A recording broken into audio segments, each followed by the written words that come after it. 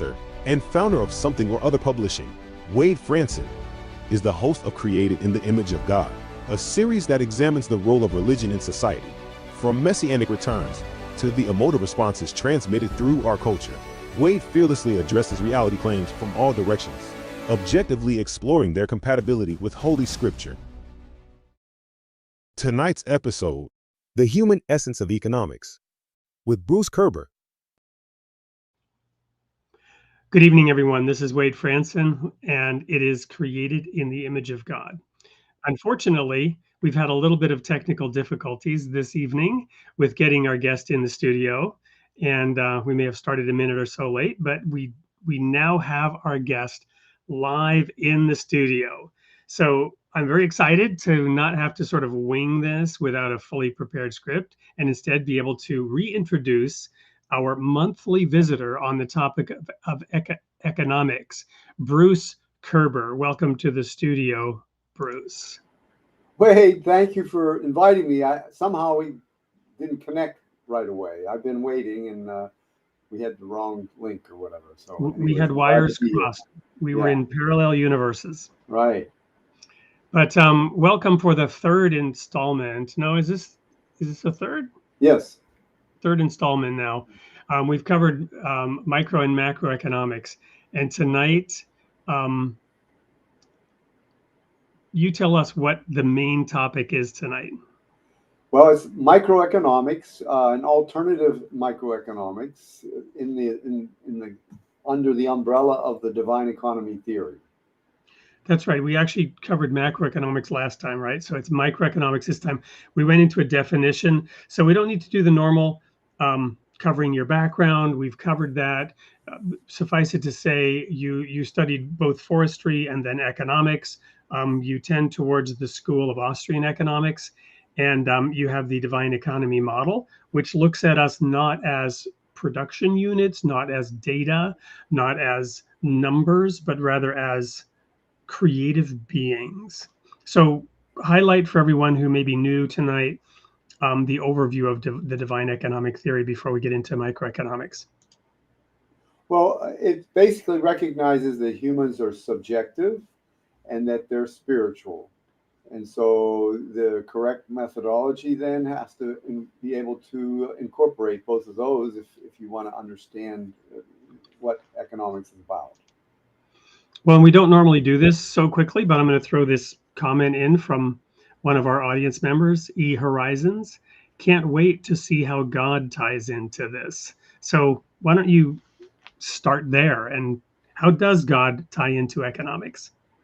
Well, the idea is that there's essential harmony between science and religion. So there should be a way of joining those two. So in the science of economics, or in the economic literature, what is spoken of as this balancing power is called equilibrium, economic equilibrium. That is God. So there's the answer to that question. Well, how does classic economics, or let's say physical material economics, view that balancing factor? If God is that, well, how do they who don't believe in God tend to view that? Well, that's a question that can lead in a lot of different directions, and I'm gonna mention this really quickly. So, what happens is, let's use this analogy.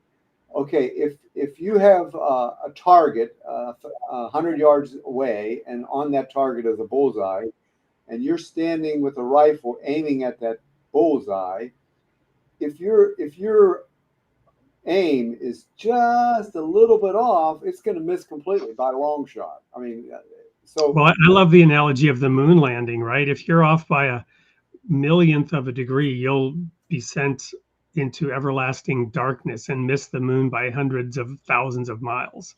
Same thing. So what happens is, in economics, is the reason it's floundering is because they're using the wrong methodology, and that's causing all the chaos in the economy and in economics itself, because it's started off at the wrong place. So the correct place is the place that allows subjective nature of humans and the spiritual nature of humans to be part of the science. Wonderful. I think you've answered E. Horizon's question there, and I've now found my notes in the rush to actually get you into the right studio. I neglected what I had right there in front of me, which was the opening comments. Last month we looked at, or last month we looked at macroeconomics. This month's installment looks at microeconomics, which analyzes the behavior of small units like households and companies. However, like macroeconomics, which is analyzed quantitatively, so is microeconomics, even though we are talking about smaller variables, i.e. individuals. So we use the example when the Feds decided to make a big swing in economic policy that a few weeks ago with a 50 basis point cut in interest rates due to concerns about a slowdown in the labor market. They're looking at individuals and households as production and consumption units. But your position is no, it's really qualitative, and one needs to take into account the creative energy of individuals. So give us a practical example how that works at the individual level. And I think you've used the term entrepreneurship. Yeah. So an entrepreneur in the world that we're talking about, with where the economics is seen in a spiritual sense. First of all, the entrepreneur is a spirit. Entrepreneurship is a spiritual action, because what it is an entrepreneur is alert. You know, every human being is a seeker after truth, but just an entrepreneurship is just that alertness is seeking after truth. But just like with but it would be applied to a specific situation, specific local circumstances, specific problems and challenges, i.e. providing for yourself, your wife, your children, your family, or your husband. I don't want to, insist the man be the breadwinner, but providing for others, engaging in creative action. But the thing is, that same characteristic has two parts to it. I think a lot of times it's either latent or active. So people that are really not seeking too much, they have the potential, but they're not really being alert. So even though they have the potential, it's in latency, and so the entrepreneur is this person who is actively engaging with that quality, that human quality, and being alert and discovering, opportunities, discrepancies, ways to be of service. Got it. So in the Baha'i faith, which you're a member of, as am I, you've got this idea that work is worship, right? And so I'm assuming that also ties into how and why you view the economy in terms of the divine economy model. Is that fair? Is that accurate? Yeah, there's no disconnect between the human and their creator. I think we're, again, because the science went in the wrong direction, we don't really see those two as being integrated. But if I was to describe this divine microeconomy that's part of the divine economy theory, you would see that everything is connected to the appearance of virtues, which are the names and attributes of God. So that all of a sudden everything's directly in congruence with God, because everything all our aspirations, all our everything we do is intimately connected to this, to the source of values. The origin of all value is the appearance of these names and attributes of God. So everything that we value, everything we choose, it's all related to that. So I'm reminded of that quote about, I'm trying to remember who said it. I'm having a brain freeze, I know, but it'll come to me in a minute. You might know, others might know in the audience. He knows the price of everything and the value of nothing. It's something like that. I don't know if you're familiar with that quote, talking about an individual. I love that you tie it down to attributes of God, virtues, names of God, and that's where value originates. Here's a comment from Sienna, the Sovereign Gardener. What do you mean by humans being subjective? On independent investigation of truth, does one need to believe in an objective spiritual reality to naturally come upon sound discoveries? This also ties into a question I had. You mentioned science having gone in a wrong direction. And I assume you mean economics. The science of economics is missing the mark by a degree. right. By the way, the one definition of the word sin is simply missing the mark, failing to hit the target. I don't know if you knew that. If you go into the etymology of the words, Yeah. to sin is to miss the mark, to fail to hit the target. Okay. So to answer Sienna's question, what do we mean by humans being subjective? Okay, so we, I think you would know this quote very well, Wade.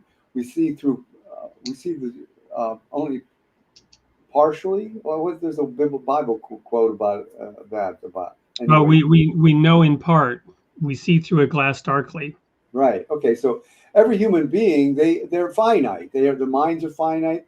They cannot comprehend beyond what they know, and what they know is what they've learned, what they've experienced, and so here's the thing: every human being is rational, unless they're mentally ill or under this influence of a drug or something, because what they're even though to another person they think, oh, that was not a very rational thought. It is rational because it's based on everything that they know and from their experiences of their life and the intelligence that they're using to decipher that and to act upon it. So and everyone does that. Nobody is omniscient or omnipresent. Those are the qualities of God. Humans have just pieces of that, and so whatever they think or act based on is a subjective understanding. Now you say, well, is there objective truth or is it objective reality? Well, I don't know if there is, or I imagine there is, but our understanding of it is always subjective. So, well, data can help us get at subjectivity. Looking at a variety of data points, some of which may be conflicting, can help us move towards objectivity. But this is a deep and profound topic. We actually have somebody coming on in a few weeks, but I was speaking to him recently about the difference between religion and superstition, right? And one of the things is identifying hermetically sealed belief systems. This is my term, a belief system that's hermetically sealed, that's self-referential in its logic, right? So in our church years ago, we sought to break out of this and become more objective, but it was clear that it was easy to view everything in terms of a test by Satan, or excuse me, Satan trying to deceive us, or a test of God, right? And we interpreted all of our experiences through that lens. And if you could sort of toss off any challenge to your reality, to your hermetically sealed belief system, by saying, well, that is Satan trying to deceive you, right? Then that leads to book burnings and a failure to allow oneself and one's ideas to be confronted by science, right? Or another person's view, another person's opinion. I want to go back to one comment, and then we'll actually show your video to go to a commercial break. John Jackson threw this out there when we were talking about entrepreneurship, truth and loopholes, and I asked him to unpack what he meant.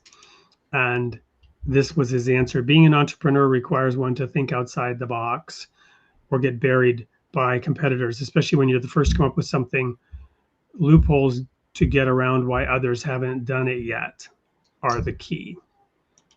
So that's the truth seeking, right? To think outside the box, to overcome that received understanding, which, and this is where religion gets into superstition, I guess, is we receive the word of God and we receive it gladly and with gratitude, and we accept it. So in that sense, I'm a fan of received understanding. The problem is we interpret it, others interpret it. Sometimes we receive the interpretations of others rather than digging into the revelation itself. We're off on a tangent here, but yeah, my comment on that is that everything is ephemeral. So an entrepreneur is taking action and maybe making a discovery, and there's no permanence to that. So entrepreneurship, the best way to understand entrepreneurship is to combine it with another term. It's competitive entrepreneurship. So sure, other people are going to, if they see it, they might mimic it. That's just the reality. You know, they're trying to basically serve the king, which is the consumer is sovereign. That's who's directing. That's what's directing the choices that are being made by entrepreneurs. They're trying to get people what they want. Okay, and if someone discovers what people want, and if someone is alert that they've made that discovery, it's competitive entrepreneurship. They're going to continue. You know, so there, you can't rest on your laurels if you're an entrepreneur. I mean, that's not. Well, that goes contrary to what the definition of an entrepreneur is. You know, if you discover something and then think you can just stay there, then you now went back into latency instead of being an active entrepreneur. Yeah, there's that aspect of creative destruction, which is current in, you know, business consulting and the funding of startup ideas and all that, right? So lots of good comments here. We're going to go to a commercial break, but I want to thank God is Good for reminding me and us that it was Oscar Wilde who said he knows the cost of everything and the value of nothing. Value is derived from God, who reveals it through his names, the virtues, right? That's what did I understand you correctly? And I love that as a basic model for an economy and where value truly comes from. I know you also have a lot of prepared slides and or quotes, which I have ready. So when we come back, perhaps we'll dive into those. But first, here is an intro to Bruce and his divine economy model in tonight's show, The Human Essence of Economics. We'll be right back. Essence of economics, is it the numbers we see on charts? Or is it something more human? At its heart, economics is about value, how we create it, share it, and seek it. It's about the everyday decisions we make to improve our lives. What if prices are a language, a way the market communicates with us? Each price is a message, guiding choices and driving action. Every decision impacts the economy, from where we spend to how we innovate. We are the ones shaping the market. In this book, Bruce Koerber explores how subjective human values are at the core of our economic system. This isn't about abstract models. It's about real choices in an ever-changing world. The Human Essence of Economics by Bruce Koerber. Get your copy today and rethink how we create, trade, and thrive. Available now at Amazon.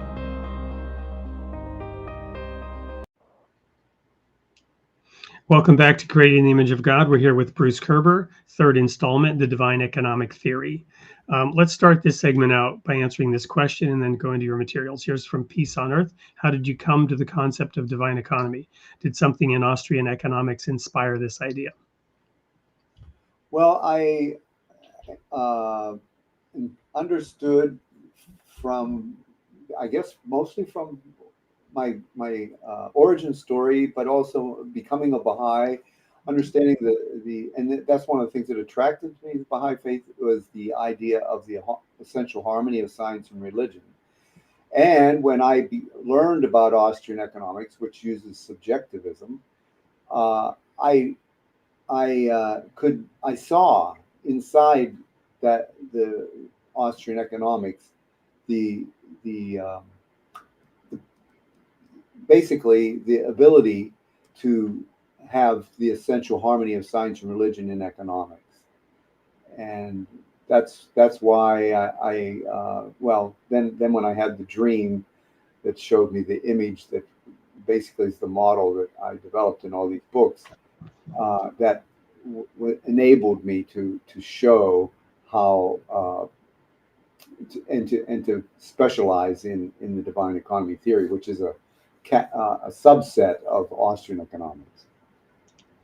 Well, I've been looking at a couple of the prepared diagrams. I'm going to share one here. I don't know if you had intended this to be shared or shared first, but it seems to address exactly this. Yeah, so classical liberalism is where Austrian economics originates from, and they identify value as subjective. So that was kind of the first step to go in the direction that we want to go. Austrian economics then identified that the value at the margin is the key to human action, and they also systematized that methodology of subjectivism. And then the divine economy theory, what that is, I made visual the systematized methodology of subjectivism.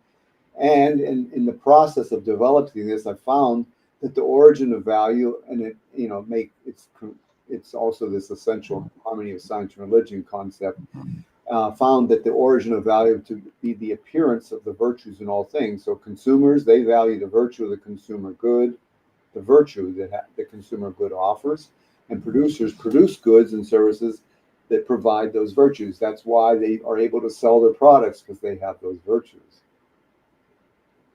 They instill something of themselves, whether it's their innovation around process, whether it's their labor, their creativity, right? I mean, there are all kinds of ways. I think it's more serving the king, the consumer. They incorporate the virtue that people want, not their own virtues, but the virtues that the consumer wants. That's the only way they'll have success. If they do it just what they want, maybe no one else wants that. They do it what people want, and then they'll know that they'll be able to make income from it. So I'm a fan of music. I'm reminded of Todd Rundgren. I'm dating myself for those who know him, although he's been around for many decades. But he put out an album many years ago. Something about the ever popular tortured artist effect was the name of the album, something like that. And I'm reminded of that right now because the idea of art, right, which might be art for art's sake, right, where one does not have in mind that king, that consumer, and the purist who would be appalled at the idea that he's creating his art to be purchased, right? How does that concept factor into the consumer being king? Well, it doesn't have to. but at some point, a person has to have income to live. So that's where the consumer as king comes into the picture, because for you to have income, you have to produce something that enables you to receive income.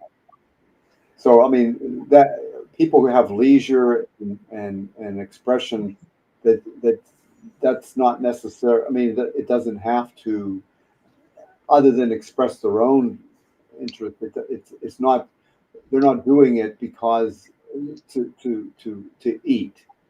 They're doing it for other reasons. So humans, when if a person gets to a point where they have what they need as far as sustenance, and that's the beauty of being able to be able to, for that the economy provides for people. So they get to the point where they have the ability then to do things for other reasons, higher things. It's like there's material goods and there's ideal goods. So material goods would be like getting the food you need, and then ideal good would be maybe being able to have a sip of coffee and watch the sunrise. Well, let me tell a little story and see how you react to this. So I was born in Canada, went to school in Sweden, 4th, 5th, and 6th grade. While I was there, I learned a little bit, or at least became aware of the idea of socialism, and Sweden being a socialist country.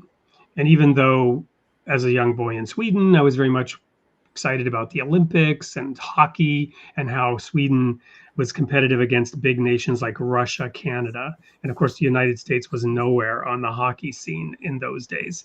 That only came later when they got into the big, competition with Russia. And that was more about politics and theater than it was the game of hockey. But anyway, the point is, when I came back to America in the middle of 6th grade, I was arguing with people, I was arguing with the kids about the virtues of socialism over capitalism. Now, I didn't really know what I was talking about, and they knew even less, but we were nonetheless arguing about it, right? Now, fast forward, I returned to Europe after graduating from college, and I went to Germany. And I was there working in an office, and I was a ministerial trainee. And as such, we had these speaking clubs that are patterned after Toastmasters. And so one of my first speeches in German, I quoted the Bible where it says, "If a man does not work, neither should he eat." Because now I was challenging back that idea of socialism, because there in Germany, they had a very high unemployment rate. And I was noticing around me that people were going to school for like 10, 20 years with no real intention of ever working. Right, but they could go to school and they would get aid from the state to go to school, and then they would maybe change their studies and go to school studying something else, but they would actually not apply that education, that degree, to actually earning a living because the state was providing. And I had one of the relatively young men, he was probably in his 30s, he'd never really worked. He stood up and countered my speech, with the argument that A, the economy wasn't providing, B, capitalism doesn't work, and it is the responsibility of the state to provide when the economy is failing and not providing the jobs that are needed, or not providing jobs at the wage rate that is needed, right? And I was a little bit taken aback by that approach, but I've since heard that approach repeated in many, many different ways. And I've actually heard that approach, or that sort of idea, from a lot of Baha'is, frankly, and many others who argue that somehow the state should provide. And there are arguments about a minimum income provided to everybody by the state, right? That those ideas. How do you feel about some of those ideas? I know there is some pretty clear guidance in the Baha'i writings that is similar to that quote, if a man will not work, neither should he eat. There's a quote I read somewhere about for somebody who is able to work and does not, society owes him nothing. I don't know if you're familiar with that quote, but I'm just curious as to your take on this idea of the economy providing for everybody versus the state providing for everybody. Is it possible you could show that one diagram where it's got kind of circular with, not circular, but it's basically called production as progenitor. It'd be up. Is it diagram 6? It'd be up a couple from, no, up further. That one there. Oh, no, back down. That one there. Okay. So what you see is. Oops. Sorry. I don't know which one that was. I was trying to make it larger. Go up. Keep going. There it is. So diagram number 10. Anyway, go ahead. I will try to make this larger while you talk. What we have here is scarcity, okay? And scarcity is, the reason there's scarcity because there's unlimited wants, but there's limited means. And the solution to scarcity is production, okay? And then production, and what production does is it brings about supply. So production also is it's the diagrams talks about production as progenitor, because then production is what leads to income, and income is what enables people to have demand. So you have, everything is coming out of production, okay? So when you say that the state will provide, that I think what people, it's a very simple idea, one that's not thought through very thoroughly, because the state doesn't produce, it basically takes from people. And so nobody is getting, I mean, when you say that the state will provide, what they're saying is people will provide because the state's taking away from them.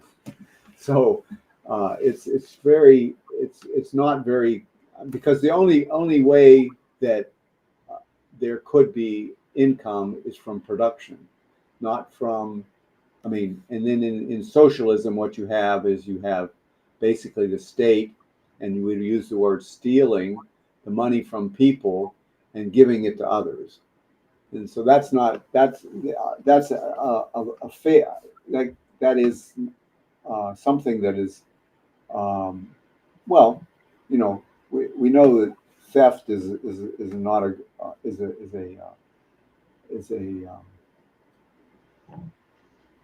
an undesirable trait. So let's talk about, so I love the way that you're approaching this. Thank you. Very helpful. Let's talk about the system of governance, right? So in a democracy or a republic, as the United States is, we have a representative democracy, and various people elect others, and then delegates. Well, we have a complicated federalist system now, but we have this situation where we have chosen others to represent us and to make laws, and those laws, you know, have included taxation. I know there are, and I'm not asking you to go out on a limb here. I don't know if you've thought much about this. I know there are those who claim that all taxation is illegal. I don't know if that's what you're claiming here when you use the term theft. If a people gets together and decides that they want others to handle certain administrative matters, and including allowing taxation, which everyone in that group is required to go along with or comply. Do you know what I'm saying? Yeah. So maybe unpack that a little bit, because I get it at the individual level. You know, you don't get to tell me how much I should give to the poor. But yet we have a state now that has graduated income taxes that charges some people different rates and has all of this complicated rules and laws as to how and why who pays what, and then what it may and may not be used for, and some of it gets allocated out to other people. The forgiveness of student debt is one current topic which has actually gone to the courts and been declared illegal after certain leaders wanted to do it, and we have that whole discussion. What are your thoughts on that? Well, my thoughts are that we're now talking about macroeconomics, and I was hoping to stay on the topic of microeconomics, and I wanted to really go into why how the virtues are at the heart of the microeconomy, and why. So that's what I wanted to focus on. I mean, what you were saying is perfectly compatible with the macroeconomics that I presented last time, because it's voluntary social cooperation that decides the organization of society, whatever level, whatever however large or small those societies are, they can do it however they wish, and so there's really and some may work better than others, and we've seen lots of cultural petri dishes, and I was a personal witness to how badly communism worked. Yeah. And of course, you've got other factors versus pure economic theory, but at the macro level, it was a failure. Just like at the micro level, competitive entrepreneurship is what drives it. At the macro level, if there's a society that's choosing one way and another's choosing another way and another's choosing another way, it'll be clear which one people like best, and then they'll be modeled after. So, I mean, that same spirit of competitive entrepreneurship works at the macro level too. I have to share one of my favorite jokes. My cousin, who was in Sweden, used to say that, in the Baltic Sea there were submarines patrolling, he said, to keep people from entering into the workers' paradise. And they didn't need a wall in the Soviet Union to keep people out. They built a wall to keep people in.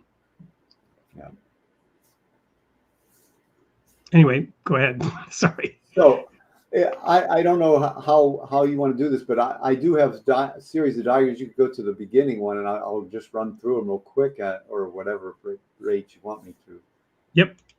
Well, actually, we're gonna go real quick to another commercial break. Okay. Right. Given that there are mouths to feed and people to support, and who support us and support them. When we come back, we'll launch into your diagrams. Don't go anywhere, and thank you very much, everyone, for the comments in the chat. And do like and subscribe and share, because hopefully you're enjoying this as much as I am. Our water, our food, and our flowers. With the global push towards highly processed, corporatized foods and the demonization of local farms, grass-fed beef, and localized systems, we desperately need to uplift our health and our happiness from the grassroots. A Japanese saying states, "It is better to be a warrior in a garden than a gardener in a war." Embodying the warrior spirit and the innocence of a child, every individual can walk in the garden with purpose, seeking workable ways to co-create a more beautiful world. Planting victory gardens in the midst of a war on agriculture and on culture itself, we can rise like wildflowers. We are free to grow outside. Our health is in our hands. Food freedom and seed sovereignty offer answers to seemingly unsolvable problems. During this series, we will explore food as medicine and natural remedies free from big pharma. We will reveal advice for novice growers from green-thumbed gardeners, permaculture practices that nourish natural beauty, plus playful experiential learning activities and ways to accomplish the divine art of homesteading. Addressing the threats to liberty in related fields, gardeners, farmers, nutritionists, homeopaths, artists, educators, writers, homeschooling parents, and other food and flower enthusiasts will provide exciting solutions. Prose and poetry will illustrate the style of establishing food and flower companions and resisting the urge to pair antagonistic plants and people, requiring proper space to grow. Families of people and plants possess a pure power. The universal language of artful agriculture can create a much-needed momentous unity if growers of all kinds lead by inspiration, not force. Let us unfold interconnected communities from the grassroots, musing on how agriculture can serve as the fertile soil for an organically forming society.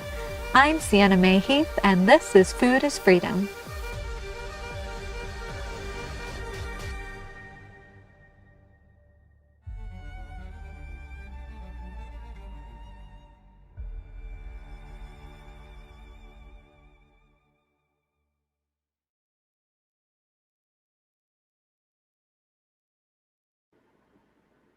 Welcome back to Creating in the Image of God. I'm your host, Wade Franson, here with Bruce Koerber, the founder of the Divine Economy model. And we were talking about microeconomics with a big diversion into macroeconomics. Wanted to just comment on that video that we will be having Sienna Mayheath in this studio on this show in December. She's rolling out that series, and we're very excited to be a sponsor and a supporter, and vice versa. So, Bruce, we wanted to jump into the diagrams so that you can begin to unpack the divine economy model for our audience. So here we go.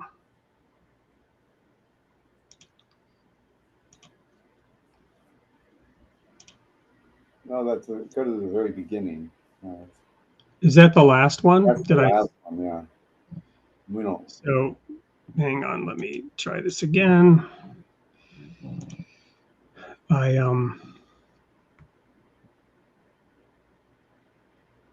don't have this fully dialed. There we go.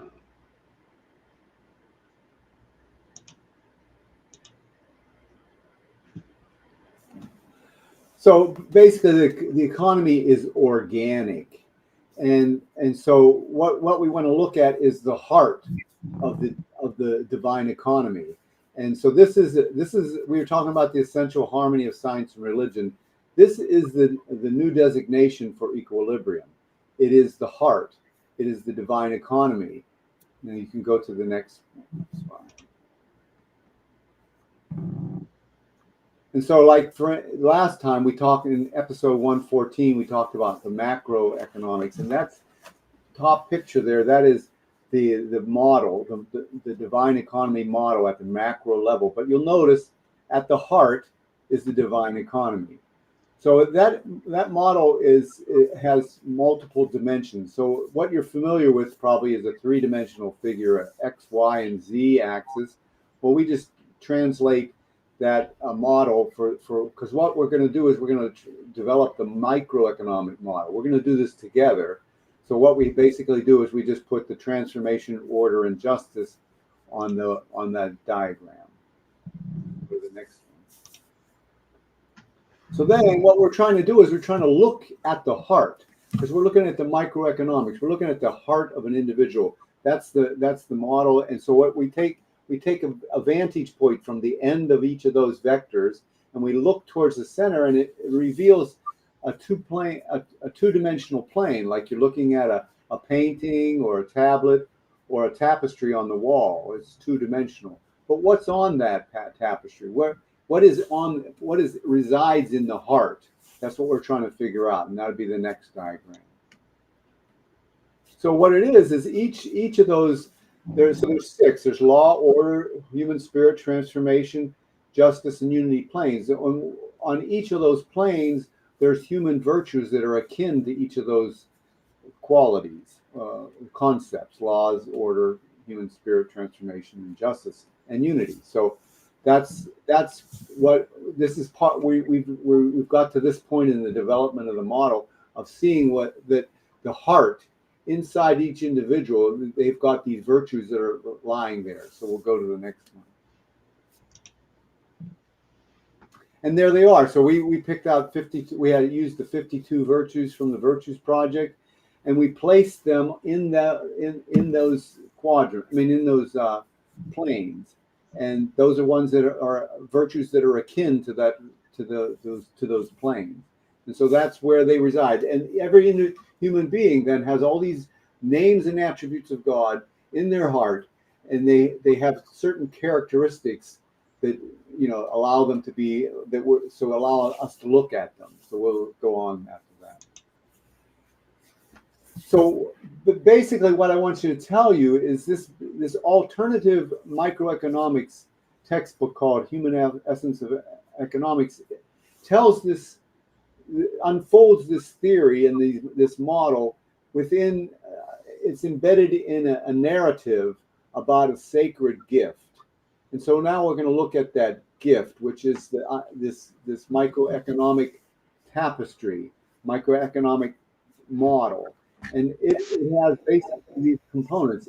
It's a causal realistic model. It goes from cause to effect. It goes from virtues to service or product. And so there's this, the once it virtues to service, and then there's the desire to aspire to acquire more virtue. So that's the cycle that goes on when virtues to service or product, and that kind of sparks renewal of that. And now that's happening with all these qualities and attributes that are in the hearts of the individuals. So we can go on. So we're talking about this spark. So in the macro model, we have this transformation, human spirit, law, and order with the divine economy at the heart. But at the micro level, it's basically this spark that's causing this desire to acquire more virtues and be of more service. And so this other side is the divine spark. It shows you, and there's certain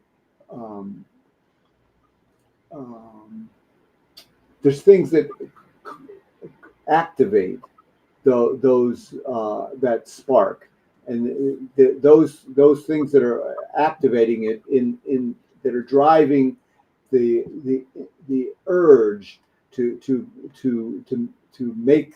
take action to make that virtue shine are these four: perfection, unity, created in the image, and justice. Those tendencies and they're what's driving this igniting that spark. So we can go to the next one. So what does the spark look like, and how is it connected to the human being? So what it is the spark has radial symmetry, just like the human has radial symmetry. And inside, at the heart, is the divine economy. So that's how that, you can go to the next one. So then basically we just place that spark, which talks about all those things that are inspiring the activation of all those virtues on all the aspects of that person's life. You know, how they're the virtues that reflect law, the virtues that reflect order. Those are all being activated potentially. They're all latent in the heart. Okay, and so that we can go to the next one. So that shows you how we talked about this one already, so we can go past that. So what's basically, then we talked about alertness, and so again, just like those virtues that are in the heart, all those virtues, and some are active, some are inactive. So they're active and latent, and they're in the heart. And we talked about entrepreneurship, which is this quality of seeking after truth, being alert, and so that's what advances everything. So I just wanted to show you that entrepreneurship is the key, that quality of being alert and trying to make a change. That is what's driving the economy, and it's stirring that spark, making that spark happen. You can go to the next one. So an example is we have an example of this human spirit plane. Is one of the virtues on that is excellence. Okay, that fits into that plane, and how that manifests itself in the economy. So everyone likes products that are high quality. They're attracted to them. That's what they'll choose. Okay, and product quality comes from as a result of excellence. So we see that all these virtues that we say, well, that how is that related to the economy? Well, it's related to the economy because that's what ends up manifesting itself. So excellence is a virtue, and it shows up in the economy as product quality. Okay, so it's real. All these virtues have real manifestations in the economy, and that's what people want. They're attracted to that, to whatever is the outcome of that virtue. I think that might be it. Oh, okay. So here, I guess one more. So on the patience virtue, patience. Those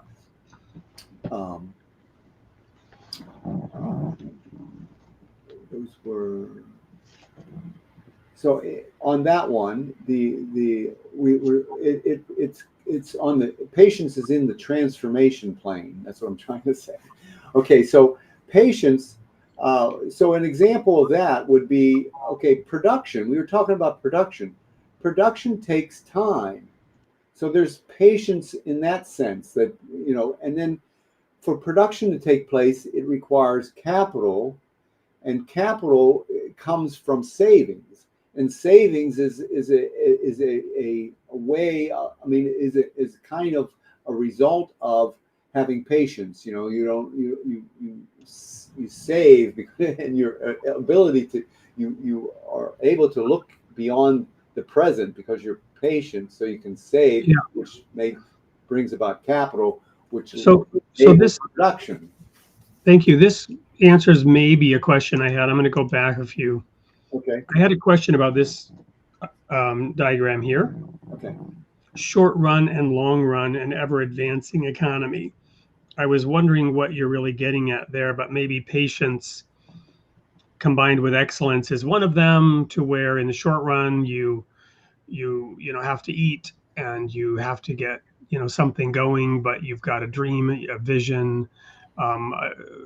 You start with a prototype of whatever it is just to get moving, but you've got a better idea for excellence in the long run, and now you've saved up capital and you begin to realize a fuller vision. I don't know, is that like maybe a practical example of what this is getting at? Yeah, this is just showing that this is brought forward from the macro model, where that single line, the short run there, that's that axis, the knowledge, nature and role of knowledge, and so the economy is at a certain place there, but then for it to move forward, which is what it's doing, it's moving to the right, moving towards ever advancing economy. For that to go from where it is now to where it's going to be in the future, entrepreneurship is like the key. It's Right. The driving force. I guess what caused me to sort of question this diagram a little bit is that you've got short run and long run, and those diagrams are exactly the same. There's no difference between the short run and the long run. Except one's further along on the ever advancing economy. So yeah, but what does that look like? Because here it looks like there's no change. Well, it's changed because it's moved further towards advanced economy. Okay, but what again? What does that look like? I don't know what that looks like. Well, a practical example. Okay.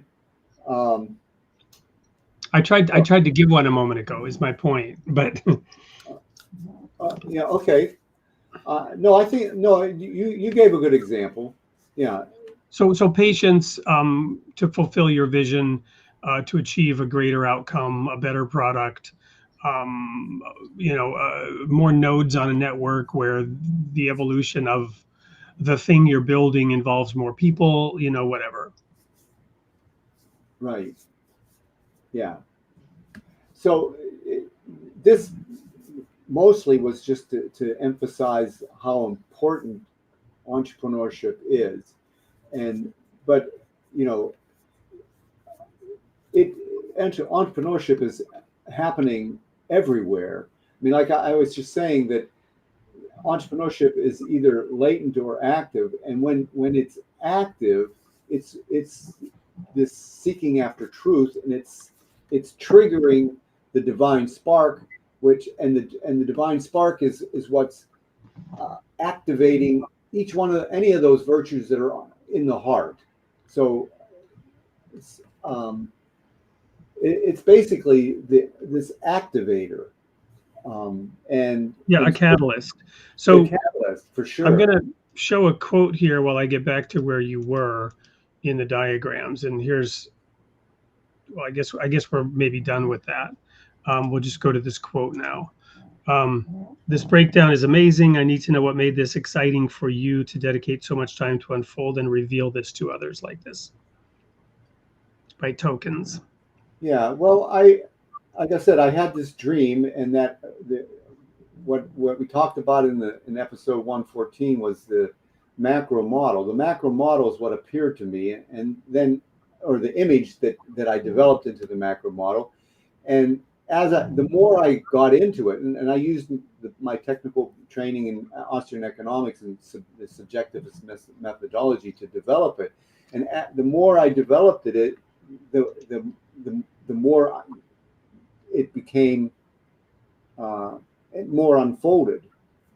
And so I think what was so exciting was just discovering things as I was going. Like I said, one of the things that I discovered was that, and it's not anything earth-shattering as far as I think a person who's spiritual, but the idea that value can be traced back to an origin now, and that value is the names and attributes of God. So those were things that were just exciting. I was just discovering those things, you know, and being able to have a visual representation of the economic truths that are contained in the economic laws that are known and used. Perfect.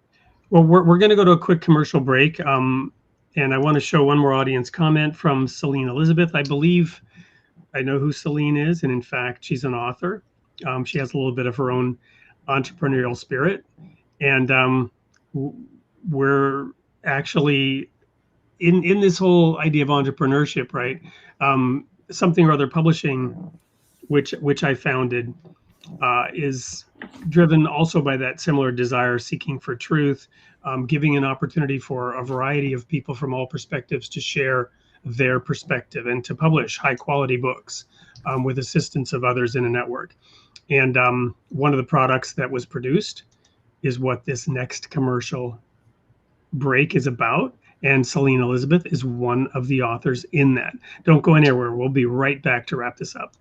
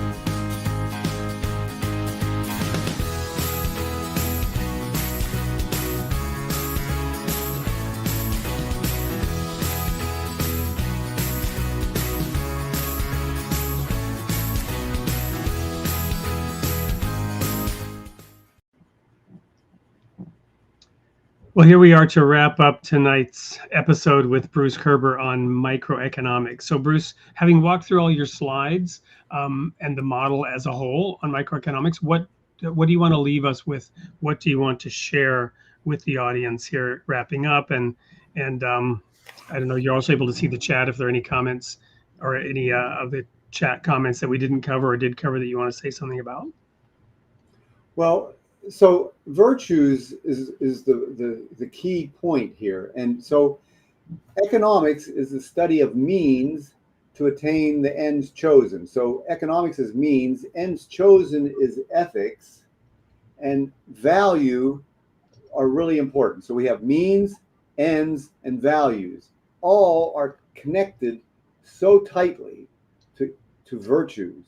So we know that now that the virtues are part of the means, and ethics, of course, is what's virtues, and value is now we understand is directly connected to virtues, and so that's really really amazingly significant that everything, ethics, economics, and value are all connected to the virtues. Well, I had the opportunity years ago now, a decade or so ago, to work with the Virtues Project International Association. I was actually on the board, and I was the chairperson one year. Very interesting opportunity to dive deep into models around how those virtues can be deployed in all aspects of life, and how the virtues are the golden thread that runs through all religion, all spirituality, all truth seeking, if you will, as you've presented here. And it's really wonderful to see that cropping up as the basis of value in the divine economy model that you've put together here. I'll share a comment here from Sharon Leinert. She's been commenting in a number of ways, but continuously in economic forums globally, Baha'i principled models have been presented and continue to be in these forums. And I know that there are a variety of truth seekers who are working in their own way to present progressive ideas, right? Progressive in the positive sense. And I love that. It's interesting. We have a vice presidential debate going on tonight. I'm so glad to see that many people chose to watch this instead of that. Of course, you can also go watch that after the fact. I didn't want to mention it before, and at risk of somebody saying, "Oh yeah, I wanted to watch that," and leaving. But my point being that you have your own. There are a variety of perspectives that are being provided all the time from all different areas around these ideas. There was a reason I brought that up, and now I'm struggling and I'm at a loss as to why I brought up the fact that was going on tonight, other than, I guess, the marketplace of ideas and the choices that people have to make, and that around the world people are working to improve. Right. And it's not easy. It's not always easy to apply. And it's really good to have the basis of a model be virtues. So one of our regular fans, I'd rather watch this any day. Thank you very much, Crackers. And glad you were here. So maybe it'll come to me in a moment why I brought that up. There was a more coherent reason. Maybe it's just getting late and my caffeine's running out. Any last thoughts, Bruce, before we wrap it up tonight and go ahead and show the sneak peek video for next week's show? Well, I am the author of 4 books, and the next one is on the ethical economics for today and tomorrow, which is a continuation of this theme of virtues, how ethics and economics are sister disciplines. And when we have you back on the show on the 12th, I think we normally would have had you on the 5th, which would have been election day itself, right? Is it on November 5th? But we'll have you back on the 12th. So by then that choice will have been made, at least for this nation. So we'll dive into that at that time. And I look very much forward to having you back. And I hope that those who are here tonight will come back for that 4th installment. Let me give you a sneak peek, however, into what we'll be seeing next week. But it often feels so impossible. The hurt runs too deep, the issues around forgiveness, forgetting, reconciling, they all seem so confusing and complex to untangle. But what if there was a cure? What if there was a cure for the cancer of unforgiveness? A way to truly forgive once and for all that could free you from the weight of past wounds and restore your ability to smile, to sing your song, and to be genuinely happy again. This podcast is about discovering Jesus' most powerful secrets to forgiveness. We'll clarify what biblical forgiveness really means and doesn't mean, and discover the path to forgiving others in a profound, life-changing way that you've never thought was possible. If you're ready to let go of unforgiveness, heal from past hurts, and experience the peace and joy that comes from truly forgiving, then the cure for the cancer of unforgiveness is within your reach. So we will have Luke live in the studio next week talking about forgiveness from the basis of the Bible and Scripture. Very interesting topic. And it did occur to me why I brought up the election. And that was I was making comments about progressive ideas. And I wanted to caveat that with the statement that, in my view, the revelation of God is progressive. It progresses us along a path, just like your model, it's advancing. It's moving from left to right in that sense. It's advancing. However, morality tends to be more conservative, in my view.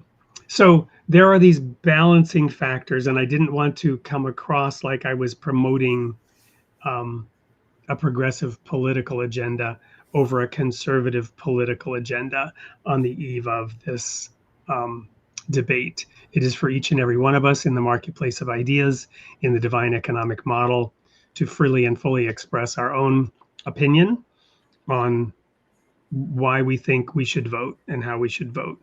And so I just wanted to make sure I'd made that point. Bruce, thank you so much for being with us tonight, covering the divine economy model on the topic of microeconomics. Can't wait to have you back in the studio in a month. Hope people will be looking into your books, purchasing them to dig deeper into this model, get that material for themselves, begin applying it creatively in their own entrepreneurial worlds locally to transform this physical world, this physical economy, into a divine one in which, we might produce an economy that does serve everyone and serve all people. And those are my thoughts. Bruce, anything to add? Those are beautiful thoughts, Wade. Really, and that's the goal. Wonderful. Well, that's it. It's a wrap. Good night, everyone. We'll see you next week, same time, same place, for episode 119 on October 8th with Luke Workington and forgiveness. He had a better title for it, but that's the main topic: the battle against unforgiving.